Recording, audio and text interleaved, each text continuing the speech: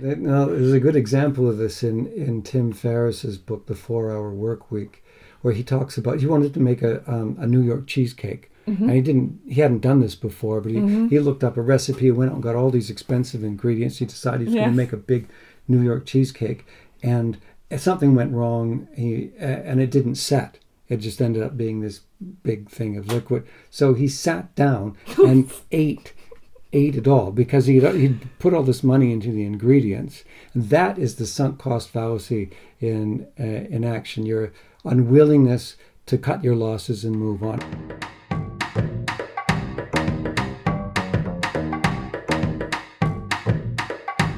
Hello. This is Natasha Fatal, and I'm Archie Andrews, and we are the Lemon Water Chronicle people. And we're bringing you episode 4 today. And we had been hoping that this would be a lighter topic, but it's not. But I'm not Natasha. If someone is watching us first time ever, then they would... You're not Natasha Fatal? I'm very, very sorry. I'm not Natasha Fatal. What is your real name?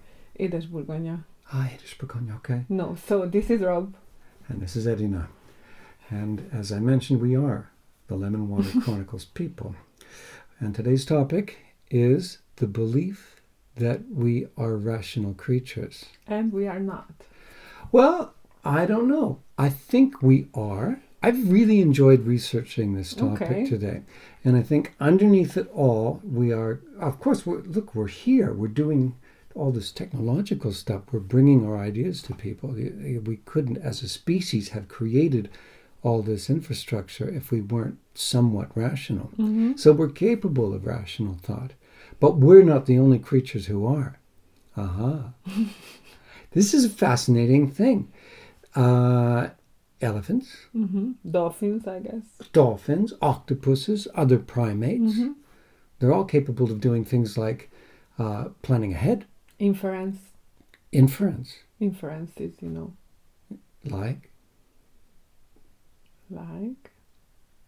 Like if the fruit is red, then I can eat. If it's green, I cannot. Okay.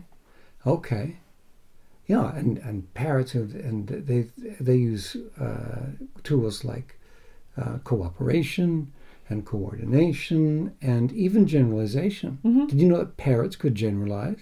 They don't just mimic. There was a study. I love studies. They took a parrot and they taught it to identify colors and fruits, Mm-hmm. but they didn't teach it about the apple. Mm-hmm. They left that one till last. Mm-hmm. It knew the banana and it knew the cherry. Then it presented it with an apple and said, "What is this?" The parrot said, "Binary." It was the weight of a banana plus the shape and color of a cherry. So it invented a term. Yes, this is true. It generalized. It came up with a term for this thing it didn't know based on what it already knew. Really? Yes, that is true. That's surprising. Yeah, it is surprising. I was surprised by that too. But you know about the octopus, the coconut octopus. What it does is really cool. The coconut octopus, if it finds a half shell of coconut Mm-hmm. on the ocean floor where it lives, where it's hanging out, it takes it back to its lair and keeps it around in case a predator shows up. Then it crawls underneath it so that it just looks like a coconut shell on the bottom of the ocean. So it's thinking ahead. It's thinking, Wow. I might be able to use that down the road a piece. So I'm just going to take this back to my place. So presumably the octopi who didn't think ahead, they get eaten by something. But these guys are clever, and so they're reinforcing this cleverness. So rational thought exists in the natural world. Yeah, we are not questioning that. What we said in the Tuesday teaser, that we are not... We are questioning whether we are always rational. Definitely not.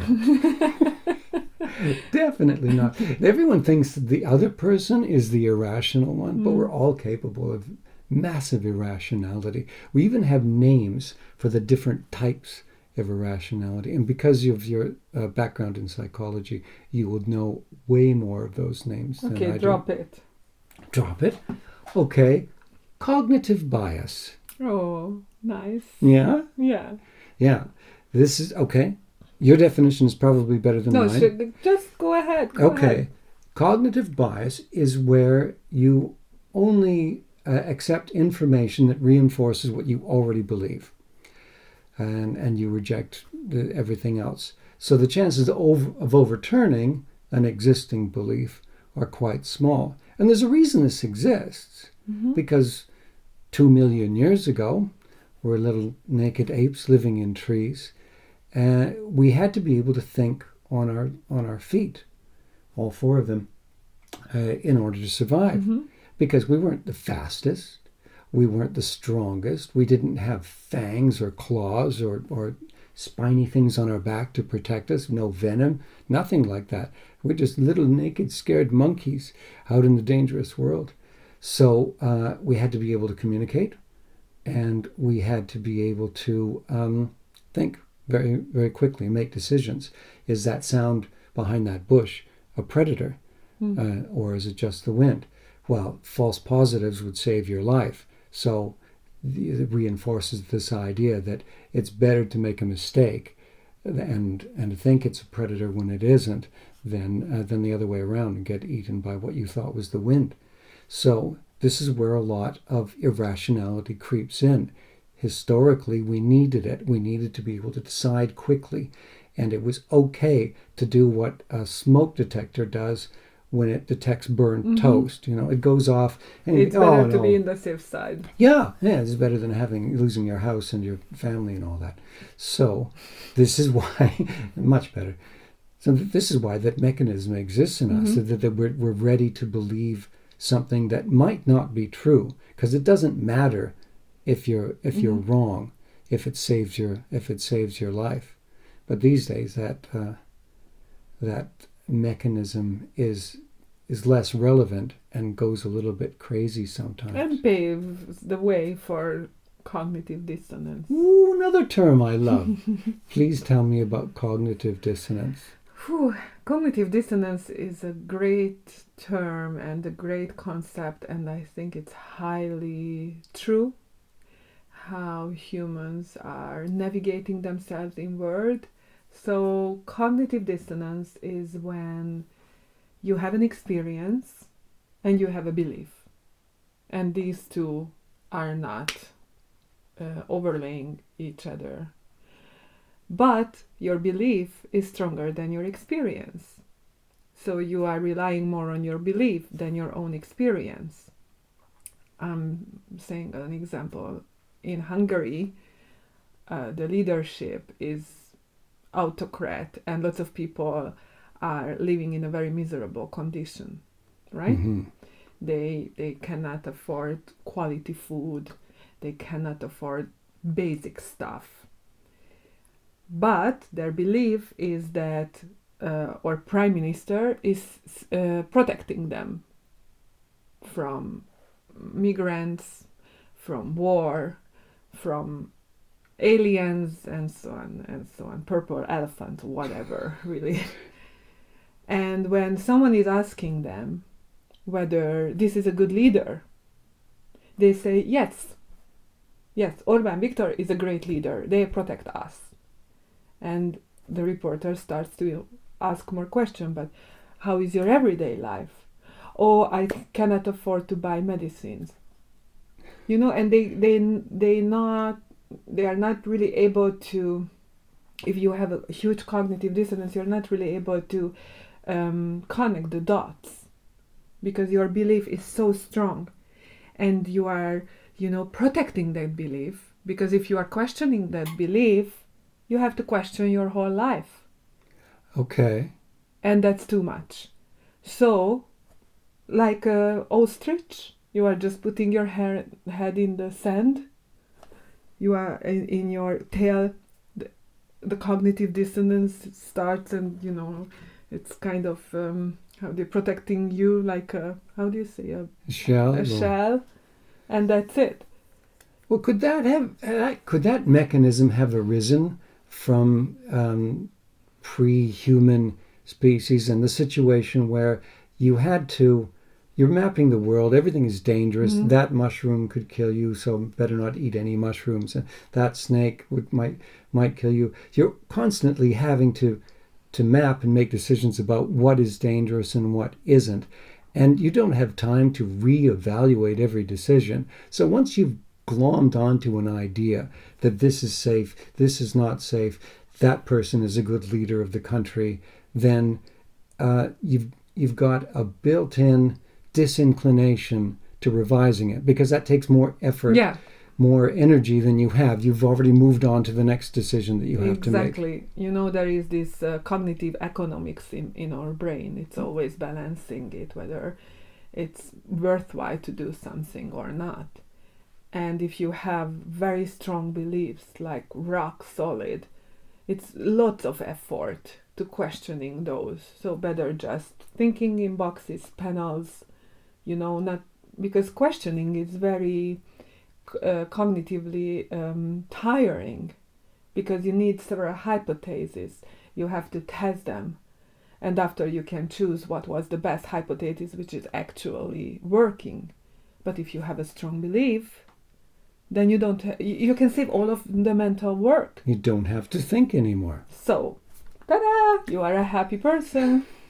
Is there a social component to the kind of belief you're talking about, where someone says their leader is a good leader despite the fact that under their policies your life is terrible? Is there with people, you're surrounded by people who are saying the same thing, because no one wants to stand up and say, actually, the evidence suggests that this is not true. There's an inertia to the group, and no one wants to be the first to question this collective belief. Is there a name for that? I think there are two possible routes, but I'm just playing in my little sandbox, in my mental little sandbox. One thing is no one really likes to be an outlier. So this is the sheep effect, where everyone looks the same, do the same. We are happy together. We are a strong group. We have identity. We are doing this. We are doing that. We are not doing that. We don't look like this, but we look like this. So it's part of your identity, and politics is all about this. That you will have an identity. You feel that you belong in a group and you are safe. You're on the winning team. Hopefully not, but yes. And the other is what we talked about in the last episode, that as a kid, if your leader, who is your parent, is not a good one, then it's better to believe that they are good parents and I'm doing something wrong, because the opposite would be even more hard to accept. So you fool yourself to be on a safer side, because with this you can deal with emotionally that you are a bad kid, but you cannot deal with the fact that your parents are bad parents for you. Wow. That sounds a bit like somatoparaphrenia. All right. No, it's a thing. And this actually exemplifies the extent to which irrationality exists in human behavior, is that we have words for these strange little aspects of irrationality, like somatoparaphrenia, which is the belief that one of your limbs is not yours. Yeah, you've had an accident and you wake up from a coma, and you're partially paralyzed, and you can't feel your left arm, for example, and so you tell the doctor that's not your arm. That arm attached to your body, it's not yours. It's my brother's arm. He put it here. Or if you wake up from a coma and they had to amputate while you were under, and you don't have the limb there anymore, you will make up, and this is documented, you will make up these crazy stories to explain why your limb isn't there. The doctors took it. Yeah, because the reality is more shocking than these ideas. You cannot proceed with the acceptance of the reality because you cannot deal with it. So you are inventing these things because it seems more rational, but it's just to put your mind to ease that, oh, this is my brother's arm, it's not mine.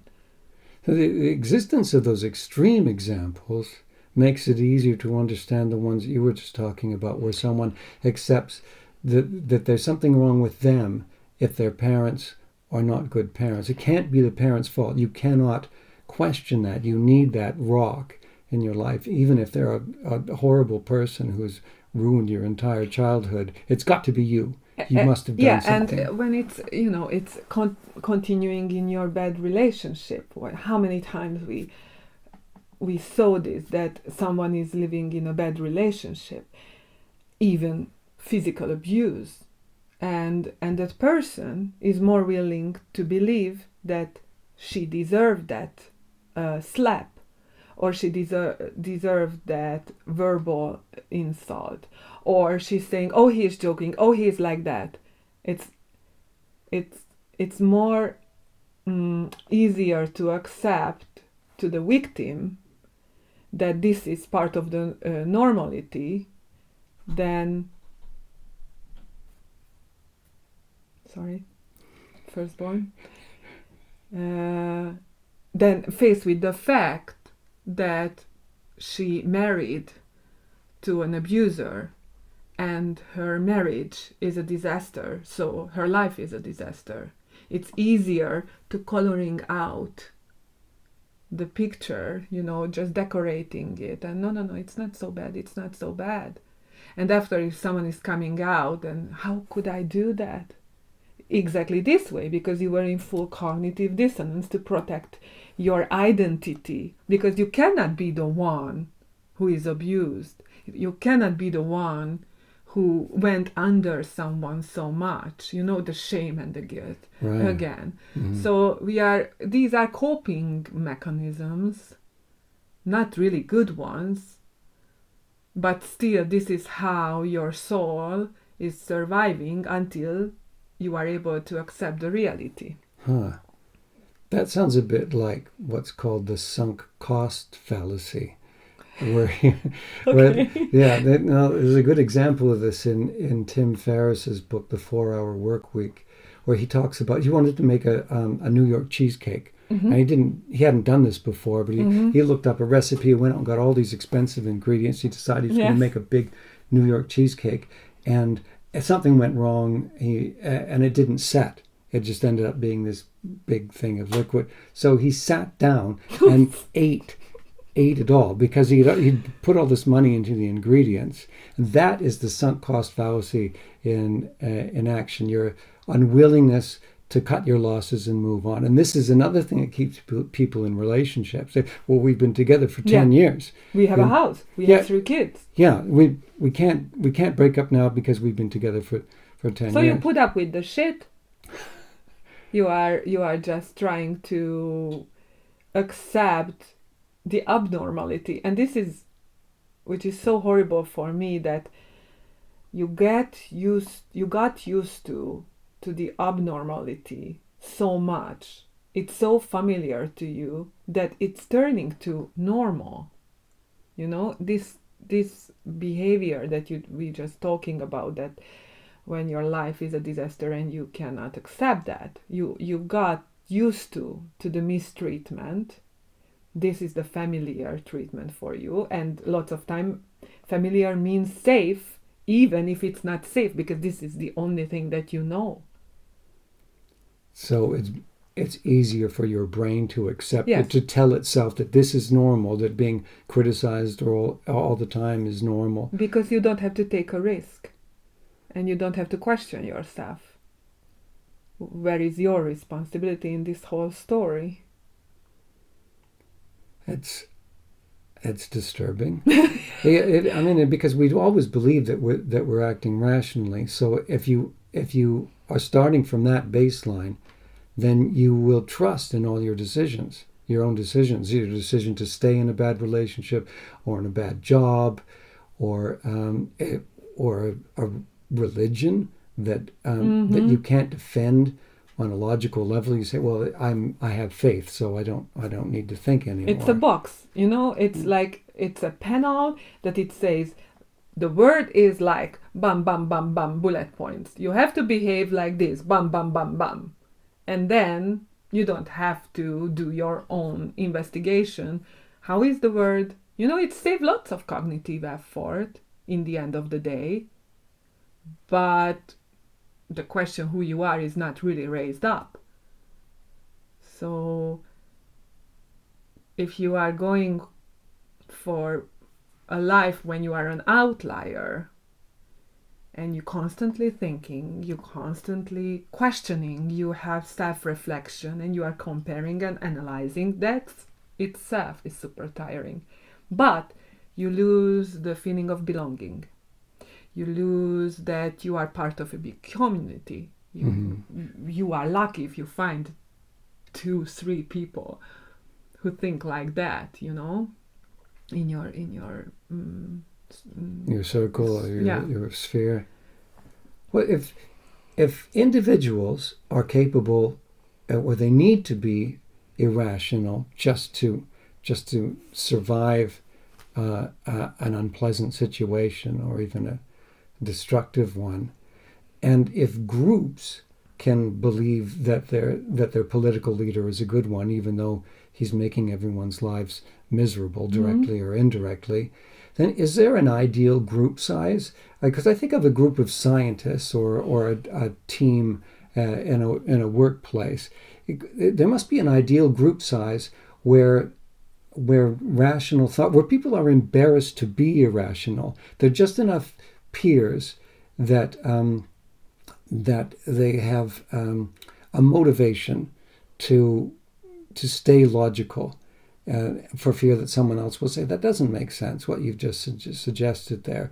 Well, I think we should do this.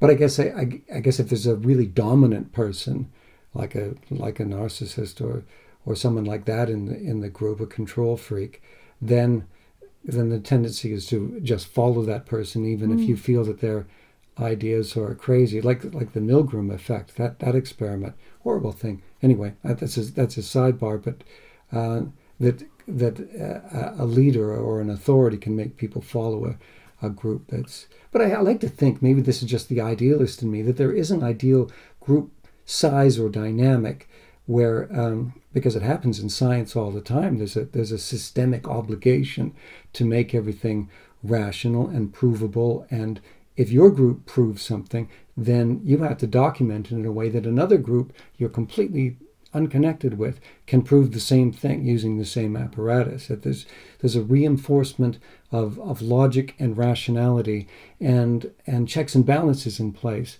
for anything illogical that creeps in.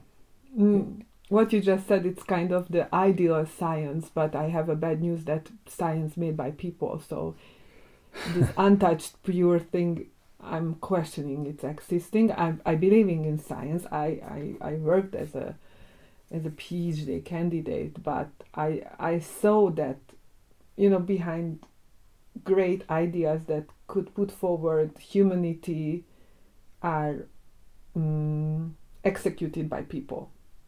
So that's just a parenthesis that this is how science should be, and it's not always like that. No. But group size, I don't think so it's size. It's not depending on the size, but the quality of the group. Because if you think about Aboriginal communities, for example, when everyone had the role, right? And everyone knew what to do. And this is again, painting an ideal picture, but let's not go to the Aboriginal. Just a group where people are conscious, they have high vibration levels, they are aware, they are awakened. So in this group there is always a dynamic and there are always roles. There is always a leader. Even in the democratic one, you need a leader, because if you don't have a leader, the group is not working, period. Like in a family, just think about a family. As a parent, you have to take the leader role, right? So there are alphas, betas, gammas, and omegas. And the omegas are the one who are the eyes and the ones who make everyone uncomfortable with questions. In a group where people are following a dominant person almost blindly, or a belief. They are not thinkers. They will hate this person who is raising the questions because it's shaking the whole dynamic. And it's like, woo, you are a bad person. What are you doing? We are so happy without your questions. Shoot the messenger. Shoot the messenger. In a group where people are aware, they listen to this one. They said, she or he knows something that we should listen and think about together. And then the whole group is just, dealing with this little chaos, because the whole rationality question is the root. I think it's in we are afraid of chaos, so we need to feel safe. So in a group where it's the group itself in high vibration level, if a question is raised, they are grateful for that, and they are working on together. Yeah, why and not they're explore? Developing. Yeah, if anything that comes up, you think, well, why not just look into this? What's the worst thing that could happen? If the idea goes nowhere, then we'll at least know that. We'll have defined or refined our existing notions. And the whole group can win something, can benefit from the raised questions. This is how we are finding out new strategies for life. It's never happening in a conservative, everything was better in 150 years ago, and when women were just collecting berries, which is not true. I'm sorry, women were hunting too, parenthesis, back again. So humanity is developing when someone is raising a question. Jesus, the whole science is about raising questions. So don't shoot the messenger. You mentioned the fear of chaos, and that again ties into the world of proto-humans, that chaos was terrifying. You needed answers. You needed answers, and so we had this mechanism to find answers, even if they don't exist. We need reasons for things. And if you put in the big picture of this topic, we are ending up in victim shaming, because people had to believe that the world is fair. So if someone is miserable, they deserve that. It's their because fault. If not, I can be in their position. Ooh, that's an interesting thought. So even the belief in karma, where you think, well, if you do something bad, then something bad will happen to you, leads to victim shaming, doesn't it? Because you deserve that. Yeah, it's a rejection. You're a bad person. Yeah, you must be a bad person because nothing bad would happen otherwise. It's a complete rejection of the proven existence of chaos and random events. And this is why people do things like what gamblers do, where or people have a superstition. They will look at random events in the past and imagine a pattern, that there must be a pattern. Yeah. And so they will expect things like that to be happening in the future. But people did this with earthquakes in Vancouver, where I grew up. They could see from the geological record that earthquakes had been spaced a certain distance apart, and there was a greater distance between the most recent earthquake and the present day. So people were saying, we're overdue for a major earthquake. It doesn't work that way. There's no periodicity to earthquakes, and geologists know this. But still, people were spending millions to reinforce buildings because they thought, well, the big one is overdue. It's got to be any day now. Because this is how they feel safe. Yeah, they feel like they're taking control. Yes. Fear of chaos and taking control. This is the origin of this, I think. And is ego at the core of that? Is it the ego is what prevents people from being accepting of the inherent chaos in the universe? And that they are intimate, small creatures in the universe, and they are vulnerable. Yeah. Well, as a little naked monkey person descendant, I can see why we'd feel vulnerable. But we've learned so much collectively, but it doesn't seem to trickle down. And it seems like the rationality is at risk. Certain types of rationality are at greater risk now because our connections to authorities, trustworthy authorities are gone, or they're eroding. People don't they go to the internet for information. Of course, real information looks like fake information, and the internet algorithms have taught us to go for the most enticing thing. We get this dopamine reward going on. Yes, I'm so happy that you raised this up, because we have a brain reaction behind all of this. So, what we were talking about, it was more like a theory or just little mind mapping experiment or thought experiment. But our brain has a process which is kind of automatic. And authorities, dictators, are using it. So we have different parts of our brain, and here is the reptile brain, where the amygdala is, when there is a danger, it's just hit or run. Okay? And we have the limbical system, which is responsible for emotions. And we have our prefrontal cortex, which is developing until 26. 26? Yes. Age 26? Yes. So here are all of the uniquely human, super intelligent stuff, like executive controls, inhibition, abstraction, language, everything which is all about logic and thinking. And what's happening? When there is an emotional stress or a danger, it's shut down. Really?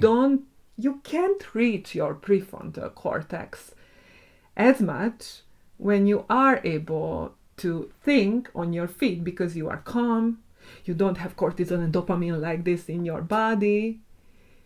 But when you have an emotional stress, then this is occupying everything, because it's so rooted in ancient times that, a big predator is coming and we just have to run, because if not, we die.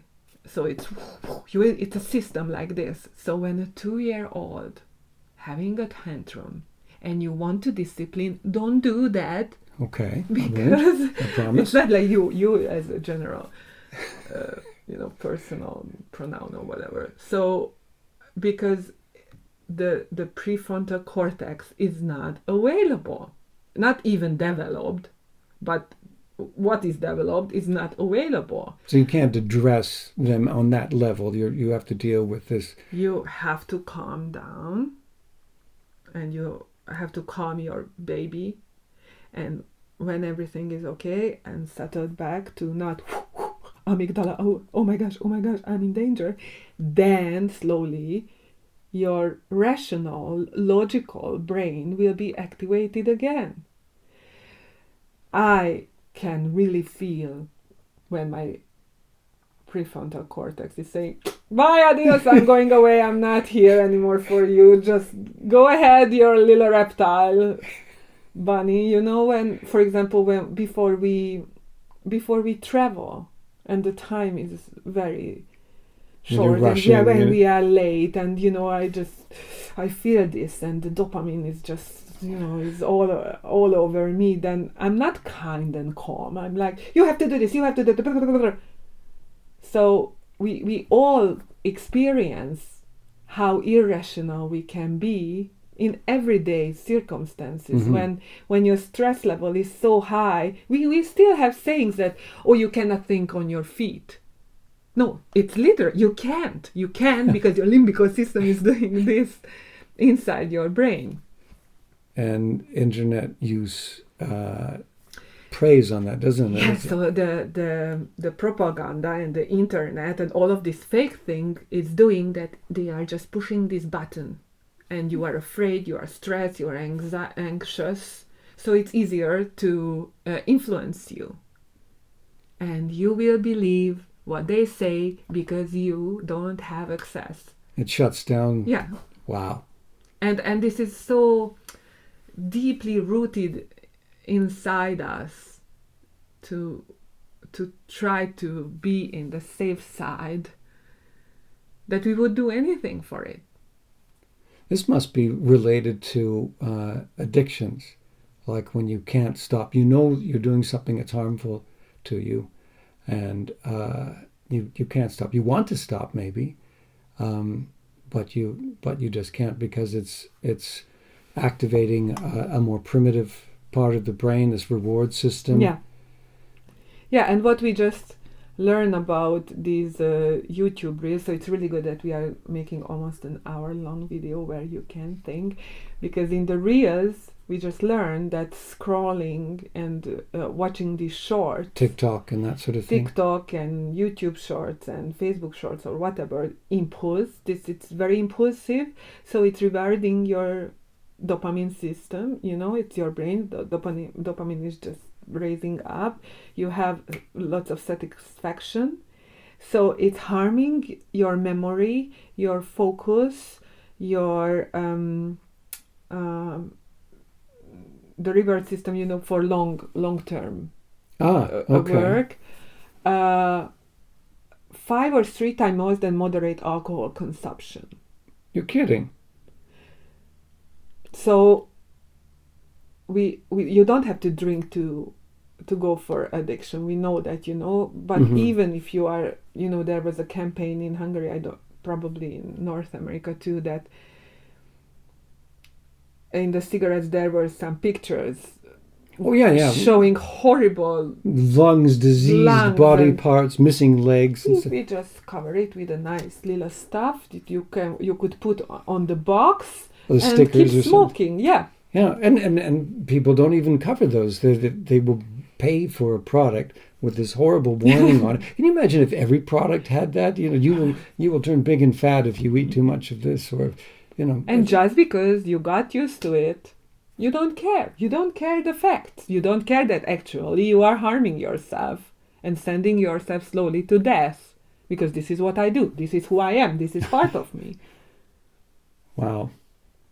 So this sounds a little bleak, the way we're painting it. Like if it's possible to constantly vote for the wrong person, live with the wrong person, consume the wrong items, then what is the remedy? How can people recognize that they are responding on a limbic level, on an emotional lizard brain level, and take themselves away from whatever is making them stay in that place where their prefrontal cortex and everything that makes them human and logical is unavailable? You are asking me this question. Yes. This is a huge question. I know it's a huge question, but you're a smart person. You're very beautiful and very smart and very beautiful. So maybe it's an open question, but there must be, like, what do we do? Well, we know with our kids, especially with our teenager, we've told her that you can't do this stuff. And she's smart enough to recognize when we have to give her a detox, she's grateful because she knows that she feels better when she's not scrolling all the time. And her time is limited anyway. She's 1 hour maximum. Yeah. So if the person is smart enough or cared for enough, then they've got checks and balances. Someone else can say, this is too much, it's not good for you. And people who are addicted to something will usually react defensively, won't they? Like, and this is how you know it's an addiction. Like someone has an addiction that society generally supports. Like they feel offended. Oh, come on, no, I'm not addictive. I'm not a huge smoker. And or I'm not addicted to work. I'm supporting my family. Or I'm not addicted to reading. Reading is noble. It's good for my brain, even if you're rereading some junky novel. Still. Yeah. Sorry, Danielle. But this. I don't know whether there is a remedy, really. I'm quite skeptical about that. Because this is... You can do something, of course, in the individual level, right? You mean one-on-one or within yourself? Both. But you have to be awakened. Or you have to find yourself in a crisis when you are questioning yourself. This is what I want.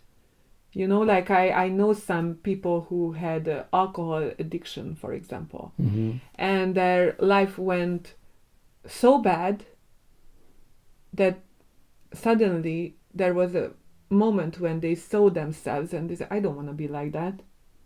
Or when they were left by their partner. You know, some shocking crisis. Cathartic situation. And then they can seek help because they feel they need it. So that's a chance. The other chance is you are awakened and you want to make your life better and better, and you know what we talk about Ernő's book, that you start to implement techniques and methods which are helping you to have a better life. And collectively, if there are enough awakened people individually, they wouldn't vote for a narcissistic leader who would systematically abusing them. So it's always, I think, the micro level is going hand in hand in the macro level. If you end up with Donald Trump or Viktor Orban or Putin or Bolsonaro, we can, you know, the list is endless, then it's because that nation collectively is not there to elect a person who is representing something which is serving them and for them. But it's lots of work, lots of time, lots of energy, and I'm just hoping that, you know, the change will come, and the change is coming after a huge crisis like economic crises, wars, you know, or starving phase or illnesses like the the plague, the Black Death, or the COVID, you know, when people, this is not okay.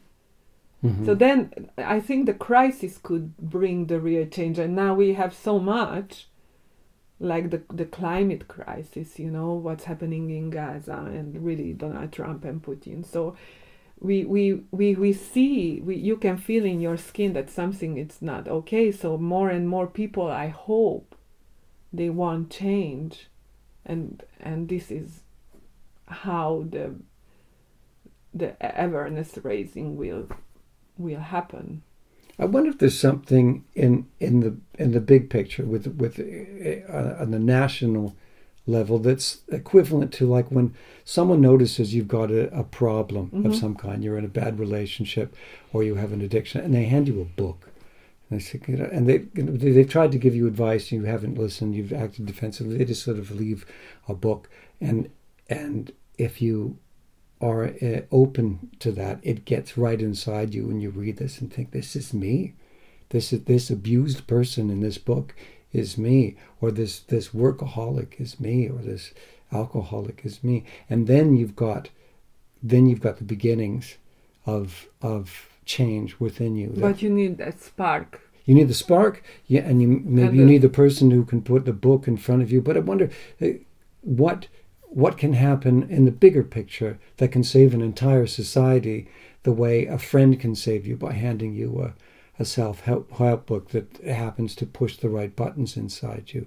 What is the turning point? What could be the turning point in a society where you can feel the crisis on your skin, you know? Like, I just think I was just thinking about we think that we can convince people by pure data. No way. People don't want truth. They don't care. No, it's the same thing as the confirmation bias. Yes. Right? Information that contradicts what you already believe. No. Truth is irrelevant.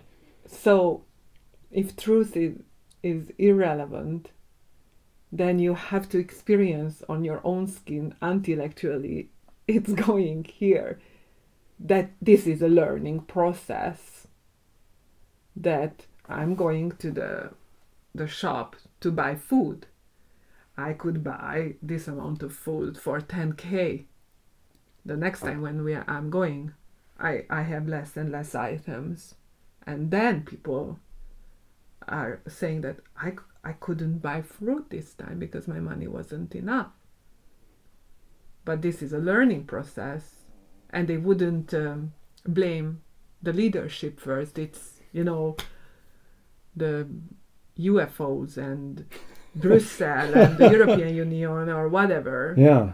Any invited enemy, they can believe. In Hungary we had 56, where Russians were invading our country, taking away our freedom. We fought that, we failed, and we end up in the Soviet Union. Yeah. I just said in Hungarian Soviet Union. It's Doesn't matter. completely fine. And in 2025, the government can say that we learned our lesson and we would never defend ourselves if Russia would invade us. There are lots of pro-Russian people among Hungarians. Whose grandmothers or great-grandmothers were probably raped by Russian soldiers. Yes, but they are pro-Putin right now because the propaganda achieved this. And this is a very short amount of time. Yeah. Compared to all of the knowledge that we learned, at least transgenerational way, that our grandmother was raped. Actually, my great-grandmother was offering her body to protect her daughters. So anyone who is pro-Putin right now in Hungary, they just have to dig a little bit and they would find something really dirty. And it's not about the Russian people who are going against Putin and they are suffering from Putin more than we are suffering from Orban. But this autocrat oppression, they forget this. Because it forces them to reassess an existing belief. But there's so much elasticity in the system, like going back to what you were saying about people buying groceries. Like if you find that you can no longer afford orange juice, which is exactly what was our situation. Yeah. We used to buy orange juice all the time. Then it doubled in price, and then more than doubled in price. And then we thought, we can't afford orange juice anymore. So we just stopped buying it. But we didn't investigate whose pockets all that extra money was going into. And we didn't shoot the national leader. It wasn't us. We weren't there. And we wouldn't. No, but you see what I mean? There's so much that people are willing to take on within a relationship or within their families, economics, or within this forgiveness of Russian domination and everything that's so irrational. And yet the truth is staring us in the face. What does it take to reach that snapping point where you say you feel it in your skin and you realize that the person you're living with is making your life worse? And it doesn't matter how many years you've already devoted to them. It's the future that matters. And if you continue, then your life is going to be much worse than if you don't continue. Yeah. The 10 years behind you don't matter. They're not part of the equation at all. But what has to happen before you reach that point where you wake up and say, this country is sick, and it's hurting me, it's hurting my family. This relationship is hurting me, it's hurting my children. This job is killing me, and the work I'm sweating over won't matter 2 or 3 years from now. The stuff that I'm staying up late at night won't matter at all. What does it take to make you step back and say, I need to make a change because I'm in cuckoo land now. Everything I'm doing is no longer sensible. I've just rewritten the rules of sensibility just to make it to another day that's just as bad as the previous one, but familiar. I think one could be when your amygdala is starting to do this. If I stay here, I will die. It's fight or flight or freeze. And the other that you just... It happened with my mom, for example, that she needed to go for college studies. College, right? Before university, we have these 3 years, and university is 5 years, doesn't matter. But it's up, not high school, but after Okay, so it's like university prep college Yeah, like courses. the BA right now. Oh, Not okay. MA, So, but BA. oh, But so it's not it is university. university. But different Okay. system, and anyway, it's high education.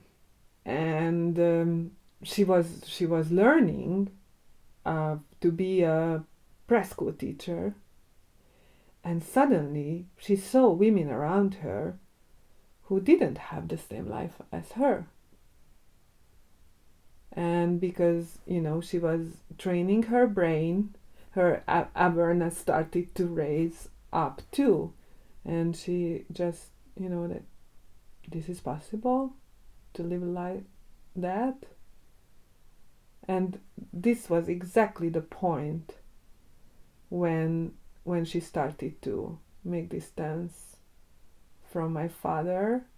And actually she didn't have more chance to him when we were in danger. Because and you were quit forever.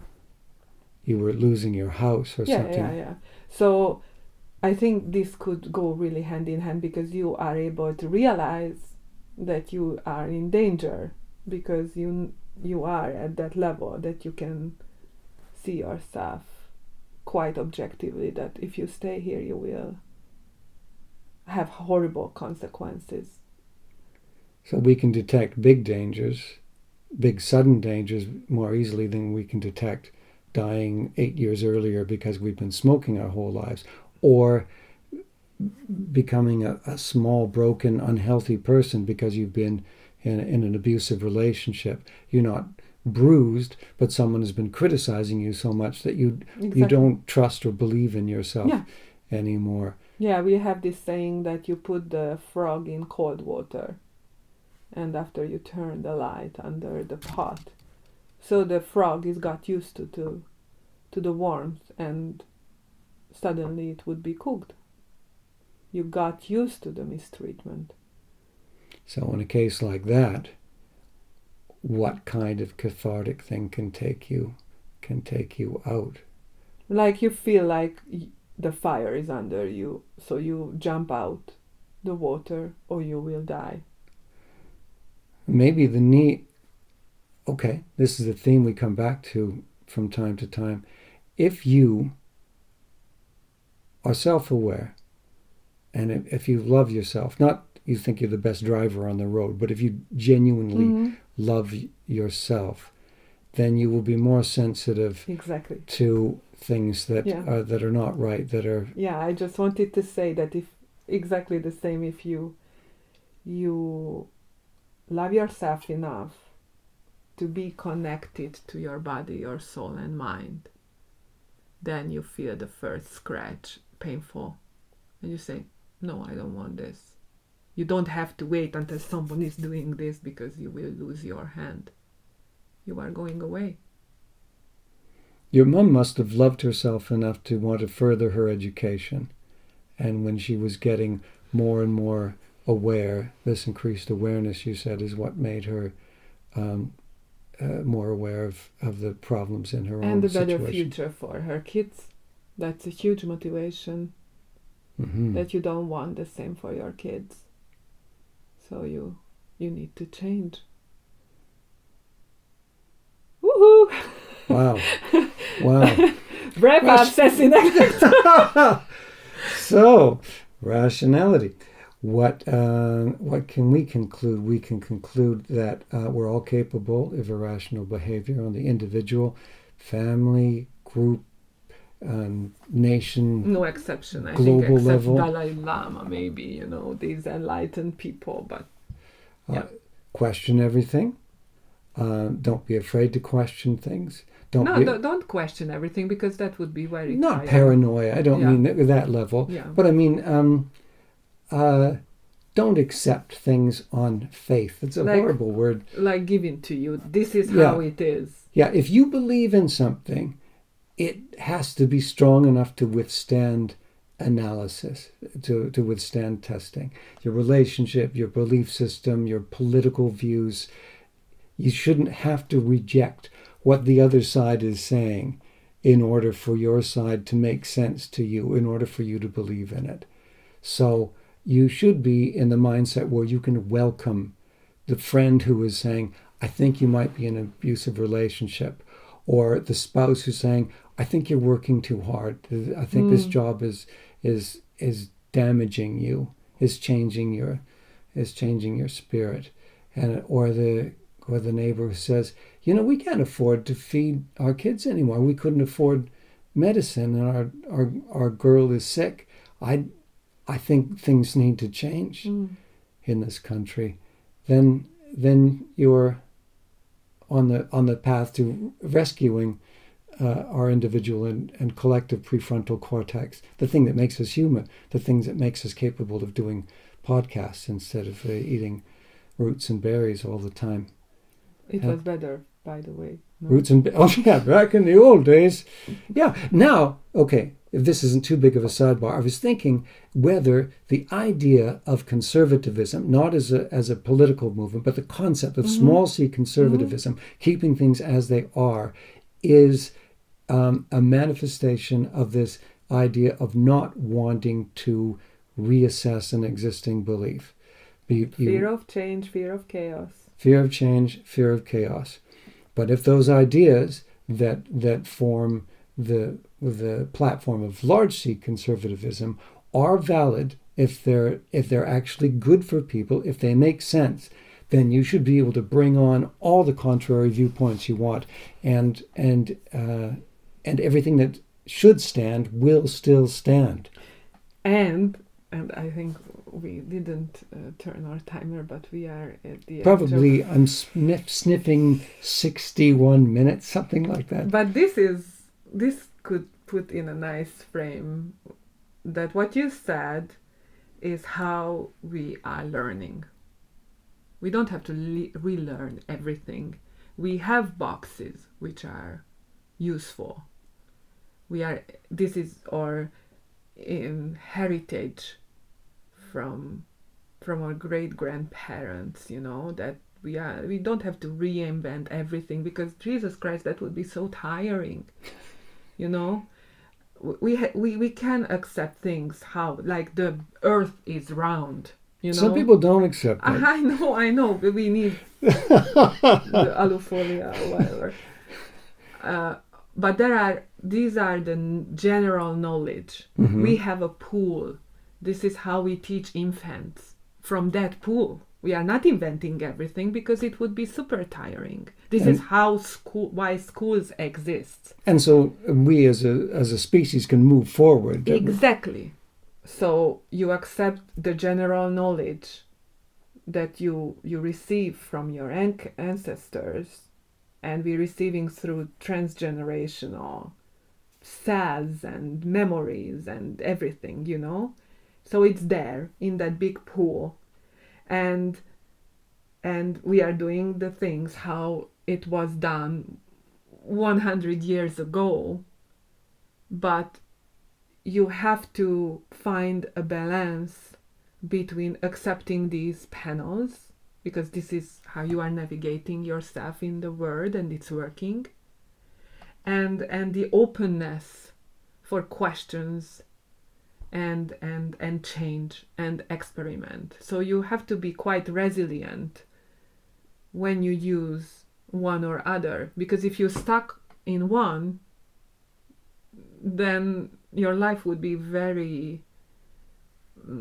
one-sided, one-dimensional, and even if you are going to the extreme of always questioning, always discovering, then you never can rest. It's very, very tiring cognitively to always be skeptical, always questioning whether this is good or this is... We are not questioning whether poisoning mushrooms are bad for us. We learned a lesson years and years ago, But you can go and dig into the forest to discover other mushrooms and examine them. So this is how you can find a good balance, and this is how you can rely on knowledge and be conservative in that way. The basics are, we are not questioning the basics, which are helping us to survive and organizing our social life and whatever. But if you want to go further, go for that. You have to be open to refining and expanding that base of knowledge. And listen to yourself, to your instincts, your gut, your heart, and love yourself enough to feel that this little mosquito bite was quite uncomfortable. I don't want to go deeper into this forest where are full of mosquitoes.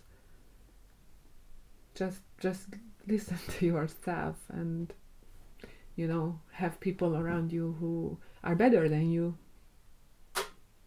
I've done that. Me too. Okay, that's it, right?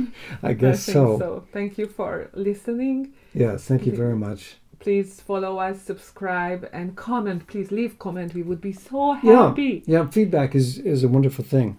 Okay, and our baby is awake, so bye-bye. Bye-bye. See you next time. See you. Bye-bye.